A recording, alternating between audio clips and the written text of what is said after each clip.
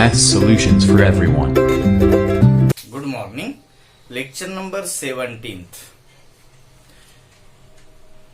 हम आज देखने वाले हैं। पिछले दो लेक्चर में हमने कॉन्ग्रुएंट ट्रायंगल्स और सिमिलर ट्रायंगल के बेस पर कुछ देखा है। क्या होते हैं कॉन्ग्रुएंट ट्रायंगल्स, क्या होते हैं सिमिलर ट्रायंगल्स, ये आपने देख लिया है।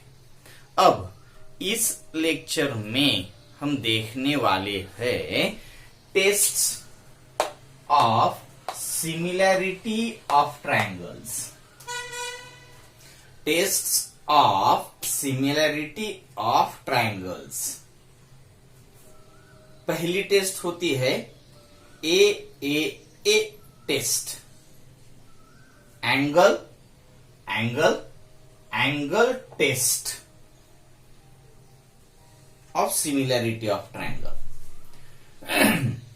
यहां पे आपको देखना है अच्छे से। जितना भी आप अच्छे से देखेंगे उतना ही आपको ये इजी हो जाएगा और इसका आप यूज कर पाएंगे। क्या है ए टेस्ट? पहला ट्रायंगल एबीसी, दूसरा ट्रायंगल पीक्यूआर। अगर इन दो ट्रायंगल में एंगल ए और उसका करस्पॉन्डिंग एंगल पी अगर कॉन्ग्रुएंट है, एक पेयर करस्पॉन्डिंग एंगल की एक पेयर कॉन्ग्रुएंट है, दूसरी pair angle B congruent with angle Q अगर है, और तीसरी pair angle C congruent with angle R अगर है, तो ये दो ट्रायंगल्स सिमिलर हो जाएंगे। अगर ये तीनों बातें करस्पॉन्डिंग एंगल्स, एक पेयर, दूसरी पेयर और एक तीसरी पेयर, अगर ये तीनों बातें, तीनों करस्पॉन्डिंग एंगल्स की पेयर्स अगर कॉन्ग्रुएंट है, तो ये ट्रायंगल्स सिमिलर हो जाएंगे, होंगे, ऐसे आप कह सकते हो। क्योंकि बाकी तीन बातें, बाकी की तीन बातें कौन सी बाकी है? तो करस्पॉन्डिंग साइड्स, उसे आपको देखने की जरूरत नहीं पड़ेगी। मैं यहां पे आपको दिखा रहा हूं, आप देख लीजिए।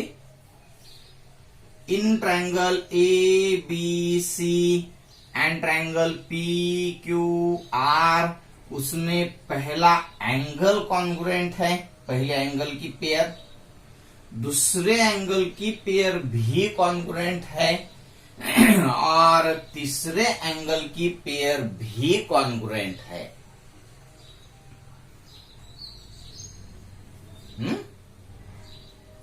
मैं एंगल मगर मैंने पहले ही देख रखा है, इसलिए मैंने एंगल की पहली पेयर, एंगल की दूसरी पेयर और एंगल की तीसरी पेयर यहां पे नोट कर दूंगा। पहली पेयर आप देख सकते हो, ए लेंगे हम, ए को पेयर में पी है, ए का 3 letters name, 3 vertex name, angle B A C is congruent with angle Q P R. Reason आपको दिया है, इसलिए हम गिवन लिख देंगे। गिवन का मतलब होता है जो बातें आपको मालूम है, जो आपको इन्फॉर्म की गई है, वो बातें। दूसरा एंगल की पेयर हम लेंगे B pair with Q, angle A B C congruent with angle P Q R. इसका भी रीजन गिवन ही है। और नंबर थर्ड पेयर भी लिख देते हैं C, angle A C B congruent with angle P R Q, reason given ही है यहां पे भी। अगर इस तरीके से आपके सामने अगर दो ट्रायंगल्स आते हैं, किस तरीके से, जिसके एंगल की पहली पेयर कॉन्ग्रुएंट है, करस्पॉन्डिंग एंगल की पहली पेयर कॉन्ग्रुएंट है, करस्पॉन्डिंग एंगल की दूसरी पेयर भी कॉन्ग्रुएंट है, और करस्पॉन्डिंग एंगल की तीसरी पेयर भी अगर कॉन्ग्रुएंट है, तो आप ये दो ट्रायंगल्स सिमिलर है ऐसे कह सकते हो। देयरफॉर अगर पहली पेयर कॉन्ग्रुएंट है एंगल की, दूसरी भी कॉन्ग्रुएंट है और थर्ड भी कॉन्ग्रुएंट है, तो देयरफॉर बोथ ट्रायंगल यानी ट्रायंगल पहला एबीसी सिमिलर है ट्रायंगल पीक्यूआर दूसरे ट्रायंगल के साथ। और इसका आप रीजन लिख देंगे ए टेस्ट ऑफ सिमिलैरिटी। तो आपकी पहली टेस्ट है ए, इसका आप यूज इस तरीके से कर सकते हो। कब कर सकते हो? जब आपको मालूम होगा एंगल की पहली पेयर भी कॉन्ग्रुएंट है, यही फिगर में ही देखना होगा आपको। यहां पे तो हमने बाद में लिख दिया है, पहली पेयर भी कॉन्ग्रुएंट है, angle BAC congruent with angle QPR लिख दिया, angle ABC congruent with angle PQR ये भी लिख दिया, और angle ACB is congruent with angle PRQ ये भी लिख दिया। अगर ये तीनों एंगल्स की करस्पॉन्डिंग एंगल्स की पेयर कॉन्ग्रुएंट होगी, तो आप कह सकते हो कि ट्रायंगल्स सिमिलर है। और कौन से टेस्ट की वजह से? ए टेस्ट की वजह से। और मैं आपको एक बात और यहीं पे बताना चाहूंगा, आपके सामने अगर थर्ड पेयर नहीं भी है, थर्ड पेयर अगर नहीं भी है, तो भी ए टेस्ट, क्योंकि आपको मालूम होगा अगर मैंने ये तो 90 डिग्री का ही है, 90 डिग्री का एंगल, ये अगर 50 डिग्री का है तो ये भी 50 का ही हो जाएगा। यानी angle BAC congruent with angle QPR, angle ABC congruent with angle PQR। अगर ये दो करस्पॉन्डिंग एंगल्स के दो पेयर्स अगर कॉन्ग्रुएंट है, तो तीसरा ऑलरेडी कॉन्ग्रुएंट ही होगा, तीसरा ऑलरेडी कॉन्ग्रुएंट ही होगा। तो आप अगर आपके सामने दो पेयर्स भी है, तो भी आप ट्रायंगल सिमिलर है ऐसे कह सकते हो, और उस वक्त आप उसको ए टेस्ट ऑफ सिमिलैरिटी का यूज कर सकते हो उस वक्त। तो ये हो गया आपका ए टेस्ट, या फिर आप इसे ए कह सकते हो। हम ए को ही लेकर जाएंगे, एंगल का ही हम हर बार यूज करेंगे, ट्रिपल ए का यूज हम नहीं करेंगे, क्योंकि ऑलरेडी थर्ड एंगल कॉन्ग्रुएंट ही होता है। अब हम दूसरी टेस्ट देखेंगे, S test of similarity of triangles. पहला ट्रायंगल ABC है आपके सामने, दूसरा ट्रायंगल XYZ है आपके सामने। यस साइड एंगल साइड, यानी साइड और दूसरी साइड, और वो दो साइड के बीच का एंगल चाहिए, साइड एंगल साइड, या फिर side angle side, side angle side, या फिर साइड उस दो साइड के बीच का angle. Yes A yes, side side, दो साइड के बीच में का ही एंगल यहां पे आप यूज कर सकते हो।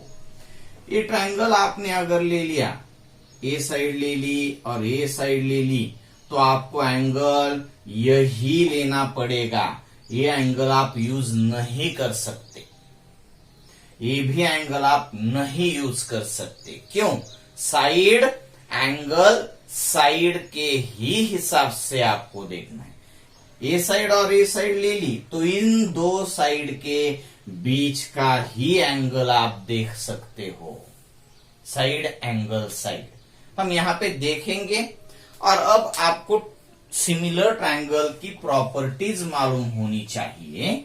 वो है, अगर दो ट्रायंगल सिमिलर होते हैं तो उनकी साइड्स, करस्पॉन्डिंग साइड्स प्रोपोर्शन में होती है, साइड्स कॉन्ग्रुएंट नहीं होती, और एंगल्स कॉन्ग्रुएंट होते हैं। तो यहां पे अगर साइड एंगल साइड का के टेस्ट का हमें यूज करना होगा तो इस साइड का रेशियो और इस साइड का रेशियो इक्वल होना चाहिए, और वो दोनों साइड्स के बीच का जो एंगल देखना है वो एंगल कॉन्ग्रुएंट होना चाहिए।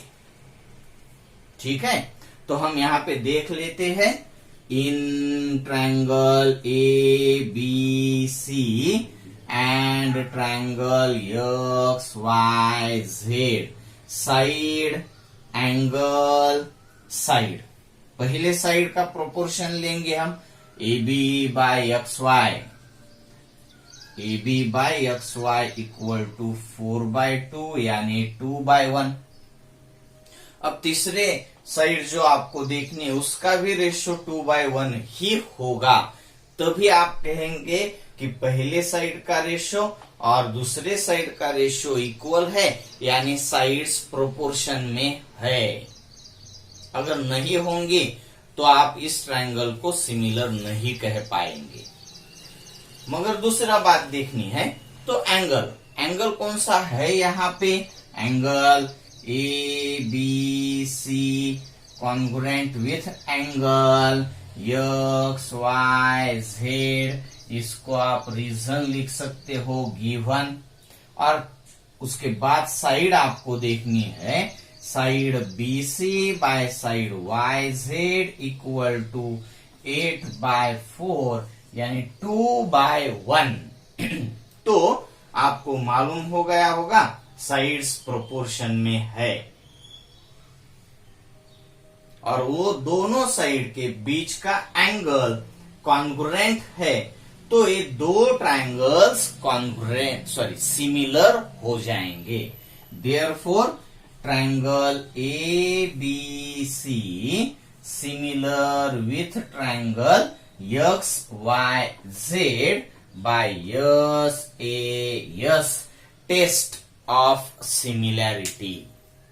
ए टेस्ट और यस ए यस टेस्ट, इन दो टेस्ट का ही हम यूज करेंगे। इसके बेस पे आगे जाकर हम कुछ प्रॉब्लम सॉल्व करेंगे, प्रॉब्लम सेट 1.3 में। मगर उससे पहले ए टेस्ट और यस ए यस टेस्ट के 5 एग्जाम्पल्स ऑफ सेल्फ में कर देना है आपको। उसके बाद ही हम नेक्स्ट लेक्चर देखेंगे। ओके।